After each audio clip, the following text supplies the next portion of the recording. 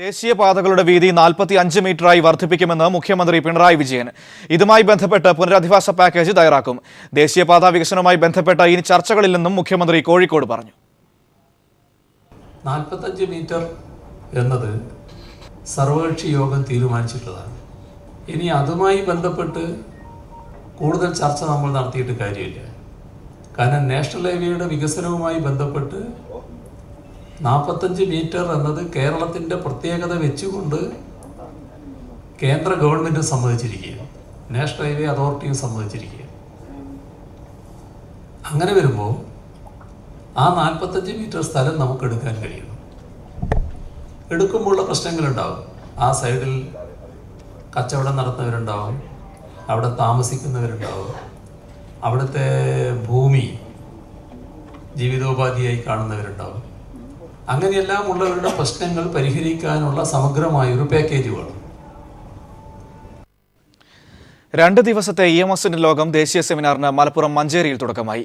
മുഖ്യമന്ത്രി പിണറായി വിജയൻ സെമിനാർ ഉദ്ഘാടനം ചെയ്തു.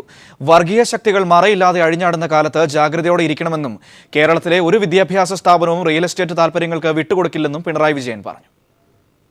EMS സ്മാരക പഠന ഗവേഷണ കേന്ദ്രമാണ് സെമിനാർ സംഘടിപ്പിച്ചത്. മുഖ്യമന്ത്രി പിണറായി വിജയൻ സെമിനാറിന്റെ ഔദ്യോഗിക ഉദ്ഘാടനം നിർവഹിച്ചു.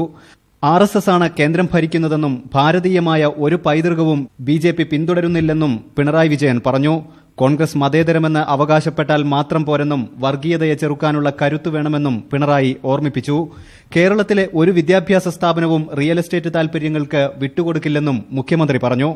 റിയൽ എസ്റ്റേറ്റ് താല്പര്യത്തിന് വേണ്ടി ഉപയോഗിച്ചാൽ എന്താണ് എന്ന് ചില മാനേജ്മെന്റുകൾക്ക് തോന്നുന്നു. പൊതുവിദ്യാലയത്തിന് എയ്ഡഡ് സ്കൂളും കൂടും. ആ എയ്ഡഡ് സ്കൂള് ആ സ്ഥലം വിറ്റാൽ ലക്ഷക്കണക്കിന് രൂപ കിട്ടും. ലക്ഷക്കണക്കിന് രൂപ ഒരു സെന്റ് തന്നെ ഉണ്ടല്ലോ.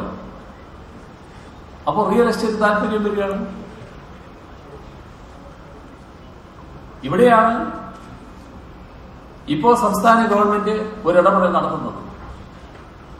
അത്തരത്തിലുള്ള സ്കൂളുകൾ ഉപേക്ഷിക്കാൻ പറ്റില്ല. നിയമപരമായി തന്നെ അക്കാര്യത്തിൽ ഇടപെടേണ്ടതുണ്ട്. EMS അനുസ്മരണ പ്രഭാഷണം പ്രഭാത് പട്നായിക് നിർവഹിച്ചു. ചടങ്ങിൽ പാലൊളി മുഹമ്മദ് കുട്ടി, CP Narayanan MP, EN Mohandas, PP Vasudevan തുടങ്ങിയവരും പങ്കെടുത്തു. സെമിനാറുകളിൽ സുനിൽ P ഇളയിടം, KEN തുടങ്ങി പ്രമുഖർ പങ്കെടുക്കുന്നുണ്ട്. സമാപന സമ്മേളനം പോളിറ്റ് ബ്യൂറോ അംഗം പ്രകാശ് കാരാട്ട് ഉദ്ഘാടനം ചെയ്യും.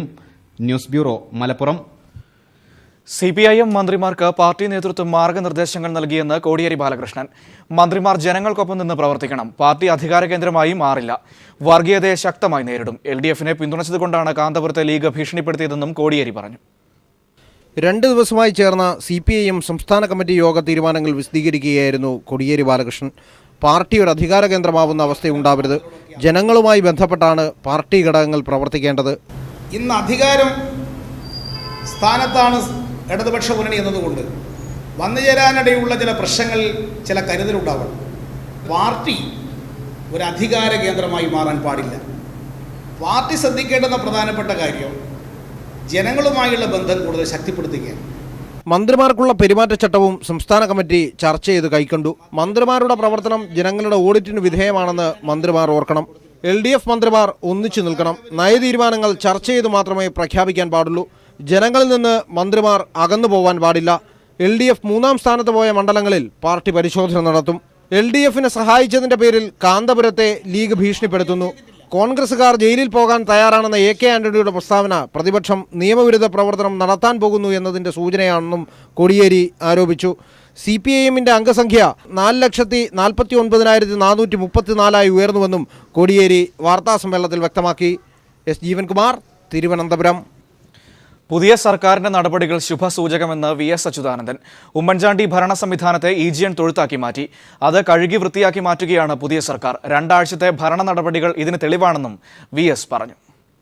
ഉമ്മൻചാണ്ടി സർക്കാർ ചവിട്ടിമതിച്ച ഒരു EGN തൊഴുത്താക്കിയ ഭരണ സംവിധാനം കഴുകി വൃത്തിയാക്കുവാനുള്ള ശ്രമങ്ങളിലാണ് ഇപ്പോഴത്തെ LDF സർക്കാർ നടത്തിക്കൊണ്ടിരിക്കുന്നത്. 1-2 ആഴ്ചക്കുള്ളിൽ തന്നെ സർക്കാർ കൈക്കൊണ്ട നടപടികൾ ഇതിന് തെളിവാണ്. ആരോഗ്യ വിദ്യാഭ്യാസ പൊതുവിതരണ രംഗങ്ങളിലൊക്കെ ആരംഭിച്ചിട്ടുള്ള പ്രവർത്തനങ്ങൾ ശുഭസൂചനകൾ നൽകുന്നതാണ്. കേരളത്തിലെ CPIM-നെതിരെ BJP ദേശീയ നിർവാഹക സമിതി യോഗത്തിൽ പ്രമേയം. BJP പ്രവർത്തകർക്ക് നേരെ അക്രമം അഴിച്ചുവിടുന്നുവെന്നാണ് ആരോപണം. UP-ൽ രാജ്നാഥ് സിംഗിനെ മുഖ്യമന്ത്രി സ്ഥാനാർത്ഥിയായി പ്രഖ്യാപിച്ചേക്കും. UP, പഞ്ചാബ് നിയമസഭാ തെരഞ്ഞെടുപ്പുകളുടെ പശ്ചാത്തലത്തിലാണ് അലഹബാദിൽ BJP ദേശീയ നിർവാഹക സമിതി യോഗം ചേരുന്നത്. വിവരങ്ങളുമായി M. സന്തോഷ് ഉണ്ട് ടെലിഫോൺ ലൈനിൽ. സന്തോഷ്, CPIM-നെതിരെ കേരളത്തിലെ CPIM ഘടകത്തിനെതിരെ BJP ദേശീയ നിർവാഹക സമിതിയിൽ പ്രമേയം പാസാക്കി.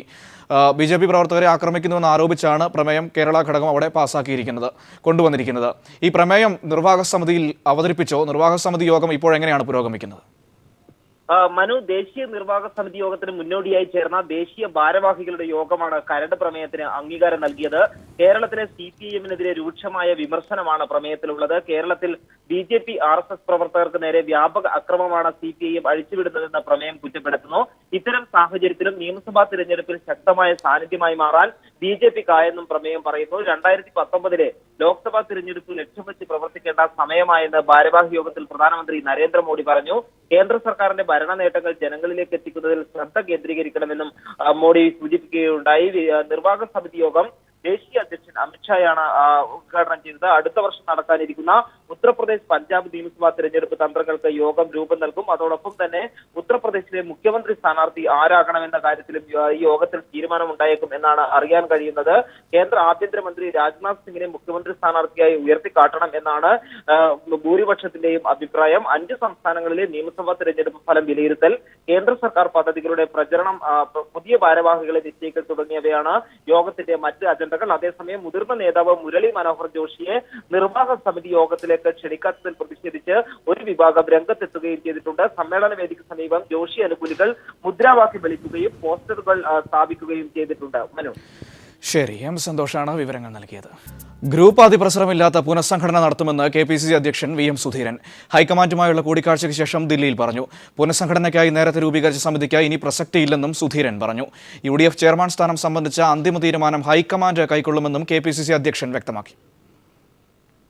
KPCC നേതൃമാറ്റം ഉടനില്ലെന്ന് ഹൈക്കമാൻഡ് വ്യക്തമാക്കിയതോടെ ഉമ്മൻചാണ്ടിയും രമേശ് ചെന്നിത്തലയും കേരളത്തിലേക്ക് ഇന്നലെ തന്നെ മടങ്ങിയെങ്കിലും സുധീരൻ ദില്ലിയിൽ തന്നെ തുടർന്നിരുന്നു.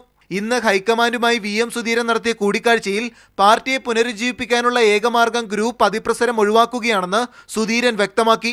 കോൺഗ്രസ് ഉപാധ്യക്ഷൻ രാഹുൽ ഗാന്ധി ഈ നിലപാട് അംഗീകരിച്ചു. AICC general secretary Mukul Wasnik, AK Antony എന്നിവരും സുധീരന്റെ നിലപാടിനോട് യോജിച്ചതായാണ് വിവരം. തുടർന്ന് മാധ്യമങ്ങളെ കണ്ട സുധീരൻ ഇക്കാര്യം വ്യക്തമാക്കി. ഗ്രൂപ്പ് അതിപ്രസരത്തിന് അതീതമായി പുതുമുഖങ്ങളും പിന്നെ ചെറുപ്പക്കാരും വനിതകളും മറ്റു ജീവിതത്തിൻ്റെ എല്ലാ തലത്തിലും പെടുന്ന നന്നായി പ്രവർത്തിക്കുന്ന ആളുകൾക്ക് മെറിറ്റിൻ്റെ അടിസ്ഥാനത്തിൽ അവർക്ക് കൂടുതൽ അവസരങ്ങൾ നൽകുക എന്നുള്ള അതുവഴി പാർട്ടിയെ കൂടുതൽ സചേതനമാക്കി മാറ്റും. ഗ്രൂപ്പ് തർക്കം ഒഴിവാക്കിയുള്ള തുടർ ചർച്ചകളാണ് നടപ്പാക്കേണ്ടതെന്ന് രാഹുൽ ഗാന്ധി നിർദ്ദേശിച്ചതായും സുധീരൻ അറിയിച്ചു. എന്നാൽ നട്ടലുള്ള നേതൃത്വമാണ് KPCCക്ക് വേണ്ടതെന്ന K. സുധാകരന്റെ പരാമർശത്തോട് VM സുധീരന്റെ പ്രതികരണം ഇങ്ങനെ: ഇല്ല, ഞാൻ അതേക്കുറിച്ചൊന്നും ഓരോന്നും പറയുന്നില്ല. ഒരുപാട് അഭിപ്രായങ്ങൾ വരുന്നുണ്ട്. KPCC അധ്യക്ഷ സ്ഥാനത്ത് ഇരുന്നു കൊണ്ട് അത്തരം കാര്യങ്ങളെക്കുറിച്ചൊന്നും പറയാൻ ഞാൻ തയ്യാറാകുന്നില്ല. കേരളത്തിലെ ജനങ്ങൾക്ക് എല്ലാം തിരിച്ചറിയാനുള്ള കഴിവുണ്ട്. അതേസമയം UDF ചെയർമാൻ പദവി സംബന്ധിച്ച അന്തിമ തീരുമാനം ഹൈക്കമാൻഡ് കൈക്കൊള്ളുമെന്നും VM സുധീരൻ പ്രതികരിച്ചു. സുധീറിനെതിരെയുള്ള AI ഗ്രൂപ്പുകളുടെ പടനീക്കം ശക്തമായിരുന്നെങ്കിലും ഹൈക്കമാൻഡ് സുധീറിനെ പ്രതിസ്ഥാനത്ത് നിർത്താൻ തയ്യാറായില്ല. News bureau, Delhi. ജിഷ വധവുമായി ബന്ധപ്പെട്ട് ഹോട്ടലുകളിലെ CCTV ക്യാമറ ദൃശ്യങ്ങൾ പോലീസ് പരിശോധിക്കുന്നു. പെരുമ്പാവൂരിലെയും കോതമംഗലത്തെയും ഹോട്ടലുകളിലെ CCTV ദൃശ്യങ്ങളാണ് പരിശോധിക്കുന്നത്. കൊലപാതക ദിവസം ജിഷ ഹോട്ടലിൽ നിന്നും ഭക്ഷണം കഴിച്ചിരുന്നു എന്ന സംശയത്തെ തുടർന്നാണ് നടപടി. ഇതിനിടെ പോലീസ് പ്രദേശത്തെ അന്യസംസ്ഥാന തൊഴിലാളികളുടെ ദേഹപരിശോധന നടത്തി. സംശയകരമായ മുറിവുകളുണ്ടോ എന്ന് കണ്ടെത്തുന്നതിനാണ് പരിശോധന നടത്തിയത്. കൊല്ലപ്പെടുന്നതിന് മണിക്കൂറുകൾക്ക് മുമ്പ് ജിഷ വീട്ടിൽ നിന്നും പുറത്തുപോയിരുന്നതായി അന്വേഷണത്തിൽ വ്യക്തമായിരുന്നു. വട്ടോളിപ്പടി വള്ളം ഡിപ്പോയിലെ CCTV ക്യാമറ ദൃശ്യങ്ങൾ പരിശോധിച്ചപ്പോഴും ഇക്കാര്യം സ്ഥിരീകരിച്ചിരുന്നു. കൊല്ലപ്പെടുന്നതിന് തൊട്ടുമുമ്പ് ജിഷ ഫ്രൈഡ് റൈസ് കഴിച്ചിരുന്നതായി പോസ്റ്റ്മോർട്ടത്തിൽ കണ്ടെത്തുകയും ചെയ്തു. ഈ സാഹചര്യത്തിലാണ് കോതമംഗലത്തെയും പെരുമ്പാവൂരിലെയും ഹോട്ടലുകളിലെ CCTV ദൃശ്യങ്ങൾ പോലീസ് പരിശോധിക്കുന്നത്. ഈ ദൃശ്യങ്ങളിൽ ജിഷയെ കണ്ടെത്താനായാൽ അന്വേഷണത്തിൽ നിർണായക വഴിത്തിരിവാകും. ജിഷയ്ക്കൊപ്പം ആ സമയത്ത് മറ്റാരെങ്കിലും ഉണ്ടായിരുന്നോ എന്നും ഇതുവഴി മനസ്സിലാക്കാൻ കഴിയും. CCTV ദൃശ്യങ്ങൾ പരിശോധിക്കുന്നതിനായി ADGP B. സന്ധ്യയുടെ നിർദ്ദേശപ്രകാരം വിദഗ്ധരടങ്ങുന്ന 14 അംഗ സംഘത്തെ നിയോഗിച്ചിട്ടുണ്ട്. ഇതിനൊപ്പം വിവിധ തലങ്ങളിലുള്ള മറ്റന്വേഷണങ്ങളും പുരോഗമിക്കുകയാണ്. ഇതിന്റെ ഭാഗമായി 14 അന്യസംസ്ഥാന തൊഴിലാളികളെ ചോദ്യം ചെയ്യുന്നതിനായി പോലീസ് സ്റ്റേഷനിലേക്ക് വിളിപ്പിച്ചു. ജിഷയുടെ വീടിന് സമീപമുള്ള സ്വകാര്യ സ്കൂളിൽ നിർമ്മാണ ജോലിയിൽ ഏർപ്പെട്ടിരുന്ന അന്യസംസ്ഥാന തൊഴിലാളികളെയാണ് ചോദ്യം ചെയ്യുന്നത്. കൊലപാതകത്തിന് ശേഷം ഇവർക്കൊപ്പമുണ്ടായിരുന്നവരാരെങ്കിലും നാട് വിട്ടു പോയിട്ടുണ്ടോ എന്നറിയുന്നതിനാണ് ചോദ്യം ചെയ്യൽ. ഒപ്പം പോലീസ് ഇവരുടെ ദേഹപരിശോധനയും നടത്തി. സംശയകരമായ മുറിവുകൾ എന്തെങ്കിലും ശരീരത്തിലുണ്ടോ എന്നറിയുന്നതിനായിരുന്നു ദേഹപരിശോധന. വിശദമായ ചോദ്യം ചെയ്യലുകൾ തുടരാനാണ് പുതിയ അന്വേഷണ സംഘത്തിന് ലഭിച്ചിരിക്കുന്ന നിർദ്ദേശം. News bureau, Kochi. ഉംറ തീർത്ഥാടനത്തിന് പോയ 2 മലയാളികൾ സൗദിയിൽ വാഹനാപകടത്തിൽ മരിച്ചു. കൊല്ലം സ്വദേശി സുബൈർകുട്ടി, കായംകുളം സ്വദേശി നാദിർഷ എന്നിവരാണ് മരിച്ചത്. ഇവർ സഞ്ചരിച്ചിരുന്ന വാഹനം അപകടത്തിൽപ്പെടുകയായിരുന്നു. 5 പേർക്ക് പരിക്കേറ്റിട്ടുണ്ട്.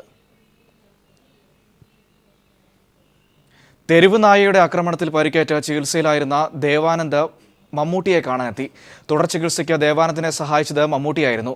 കോട്ടയം CMS കോളേജിലെ ഷൂട്ടിംഗ് ലൊക്കേഷനിലെത്തിയാണ് ദേവാനന്ദ് മമ്മൂക്കയെ കണ്ടത്. തെരുവുനായ കടിച്ചു കുടഞ്ഞതിന്റെ ഭയവും വേദനകളും മറക്കാൻ ദേവാനന്ദ് ഇനി മുതൽ വീടിനടുത്തുള്ള അംഗനവാടിയിൽ കൂട്ടുകാർക്കൊപ്പം എത്തും.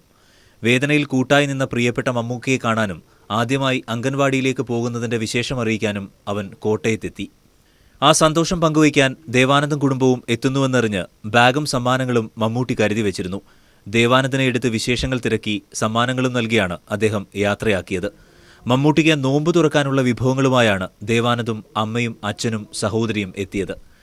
കോതമംഗലം തൃക്കാരുകുടിയിൽ രവീന്ദ്രന്റെയും അമ്പിളിയുടെയും മകൻ ദേവാനന്ദനെ തെരുവുനായ ആക്രമിക്കുന്നത് കഴിഞ്ഞ സെപ്റ്റംബർ 6-നായിരുന്നു. മുറ്റത്തുനിന്ന് കളിക്കുകയായിരുന്ന അവന്റെ കരച്ചിൽ കേട്ടാണ് അമ്മയും മുത്തശ്ശിയും ഓടിയെത്തിയത്.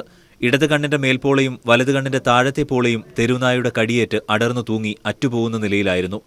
ഇടത് കണ്ണിൽ കണ്ണുനീർ ഗ്രന്ഥിയിലേക്കുള്ള ഞരമ്പുകൾ മുറിഞ്ഞിരുന്നു. കൈകാലുകൾക്കും പരിക്കേറ്റു. അങ്കമാലി ലിറ്റിൽ ഫ്ലവർ ആശുപത്രിയിൽ അടിയന്തര ചികിത്സകൾ ചെയ്തു. പ്ലാസ്റ്റിക് സർജറി ചെയ്ത് മുഖത്തെ മുറിവുകൾ മാറ്റി. ദേവാനന്ദന്റെ ചികിത്സാ ചെലവുകൾ സർക്കാർ വഹിച്ചു. അവൻ ആശുപത്രിയിൽ കഴിയുമ്പോഴാണ് മാധ്യമങ്ങളിലൂടെ ഇക്കാര്യമറിഞ്ഞ മമ്മൂട്ടി ദേവാനന്ദനെ കാണാനെത്തുന്നത്. ദേവാനന്ദന്റെ മുന്നോട്ടുള്ള ചികിത്സാ ചെലവുകൾ അദ്ദേഹം വഹിക്കാമെന്ന് ഏൽക്കുകയും ചെയ്തു. അദ്ദേഹത്തിന്റെ നിർദ്ദേശപ്രകാരം വിദഗ്ധ ഡോക്ടർമാരെ കാണുകയും ചെയ്തു. എന്നാൽ ഇനി കണ്ണുനീർ ഗ്രന്ഥിയിലേക്കുള്ള ഞരമ്പുകൾ ശസ്ത്രക്രിയ ചെയ്ത് യോജിപ്പിക്കണമെങ്കിൽ 10 വയസ്സ് കഴിയണം. ദേവാനന്ദന് ഭയപ്പാടുകളും ആശങ്കകളും മറക്കാൻ ഇനി വേണ്ടത് കൂട്ടുകാരുമായുള്ള ഒത്തുചേരലാണ്. News bureau, Kottayam. തനിക്കെതിരെ നടക്കുന്ന അപകീർത്തികരമായ പ്രചരണത്തിനെതിരെ സീരിയൽ നടി ലക്ഷ്മി സൈബർ സെല്ലിന് പരാതി നൽകി. പുത്തൻകുരിശ് SIയെ സംശയകരമായ സാഹചര്യത്തിൽ പിടികൂടിയെന്ന വിവാദവുമായി ബന്ധപ്പെട്ട് ലക്ഷ്മിയുടെ ചിത്രം പ്രചരിപ്പിക്കുന്നുവെന്നാണ് പരാതി. ഫേസ്ബുക്കിലും വാട്സാപ്പിലുമാണ് കുപ്രചരണം നടക്കുന്നത്. എറണാകുളം കോലഞ്ചേരിയിൽ സീരിയൽ നടിയുടെ വീട്ടിൽ സംശയകരമായി കണ്ടെന്നാരോപിച്ച് പുത്തൻകുരിശ് SI സജീവ് കുമാറിനെ ജനം മർദ്ദിച്ച സംഭവവുമായി ബന്ധപ്പെട്ടാണ് സീരിയൽ നടി ലക്ഷ്മിയുടെ ചിത്രം നവമാധ്യമങ്ങളിൽ പ്രചരിക്കുന്നത്. വിവാദത്തിൽപ്പെട്ട നടിയാണെന്ന രീതിയിൽ അപമാനകരമായി നടക്കുന്ന പ്രചരണത്തിനെതിരെ ലക്ഷ്മി സൈബർ സെല്ലിന് പരാതി നൽകി. ലക്ഷ്മി എന്ന് വന്നിട്ട് അതിന്റെ തൊട്ടടുത്ത് ഒരു ഫോട്ടോ പോസ്റ്റ് ചെയ്തിട്ടുണ്ട്. എൻ്റെ ഒരു ഫോട്ടോ, ഈ ഫോട്ടോ സെപ്പറേറ്റ് എടുത്ത് പോസ്റ്റ് ചെയ്താണ് വ്യക്തമായിട്ട് അറിയാം. അതാരാണ് എന്നുള്ളത് എനിക്ക് അറിയണം. നേരത്തെയും പല കേസുകളിലും സീരിയൽ നടിമാരുടെ പേര് വലിച്ചിഴക്കപ്പെട്ടെന്നും ഇനിയും ഇത് ആവർത്തിക്കാതിരിക്കാനാണ് പരാതി നൽകിയതെന്നും ലക്ഷ്മി പറയുന്നു. News bureau, Thiruvananthapuram. Alappuzha SD കോളേജിന്റെ സപ്തതി ആഘോഷങ്ങളുടെ ഭാഗമായി പൂർവ്വ വിദ്യാർത്ഥി സംഗമം നടന്നു. പൊതുമരാമത്ത് വകുപ്പ് മന്ത്രി G സുധാകരൻ സംഗമം ഉദ്ഘാടനം ചെയ്തു. സംഗമത്തിന്റെ ഭാഗമായി പ്രതിഭകളെ ആദരിക്കൽ, കലാപരിപാടികൾ തുടങ്ങിയവ നടന്നു. ആലപ്പുഴ സനാതന ധർമ്മ കോളേജിന്റെ സപ്തതി ആഘോഷത്തിന്റെ ഭാഗമായിട്ടാണ് പൂർവ്വ വിദ്യാർത്ഥി സംഗമം നടന്നത്. കോളേജ് അങ്കണത്തിൽ നടന്ന ചടങ്ങ് പൊതുമരാമത്ത് രജിസ്ട്രേഷൻ വകുപ്പ് മന്ത്രി G സുധാകരൻ ഉദ്ഘാടനം ചെയ്തു. ഈ സപ്തതി ആഘോഷിക്കുന്ന വിദ്യാഭ്യാസ സ്ഥാപനത്തിന് ഈ മഹത്വം ചരിത്രത്തിൽ മറ്റാർക്കും അത് അവകാശപ്പെടാൻ കഴിയാത്ത പോലെ അനിഷേധ്യമായ ഒരു ചരിത്രരേഖയായി മുന്നിൽ തിളങ്ങുന്നതിന് കോളേജ് വിദ്യാർത്ഥിനികൾ അവതരിപ്പിച്ച സംഘനൃത്തത്തോടെയാണ് ആഘോഷങ്ങൾക്ക് തുടക്കമായത്. സംഘടനാ പ്രസിഡന്റ് S ഭാസ്കരൻ പിള്ളയുടെ നേതൃത്വത്തിലായിരുന്നു ആഘോഷ പരിപാടികൾ നടന്നത്. കോളേജിൽ നിന്നും പഠിച്ചിറങ്ങിയ 100 കണക്കിന് വരുന്ന പ്രതിഭകളെയും വിദ്യാർത്ഥികളെയും സാക്ഷി നിർത്തിയാണ് സപ്തതി ആഘോഷത്തിന് തുടക്കമായത്. News bureau, Alappuzha. മഴ കനത്തപ്പോഴും തൃശൂർ മുണ്ടത്തിക്കോട് സ്വദേശി അലക്സ് ജോസഫ് എന്ന കർഷകൻ വിളവെടുപ്പിന്റെ തിരക്കിലാണ്. പരീക്ഷണാടിസ്ഥാനത്തിൽ പോളി ഹൗസിൽ ആരംഭിച്ച പയർ കൃഷി വൻ വിജയമായതിന്റെ ആഹ്ലാദത്തിലാണ് ഈ കുടുംബം. വിപണി ഉറപ്പാക്കിയ ശേഷമായിരുന്നു വൻതോതിൽ പയർ കൃഷി നടത്താൻ അലക്സ് പോളി ഹൗസുകൾ തയ്യാറാക്കിയത്.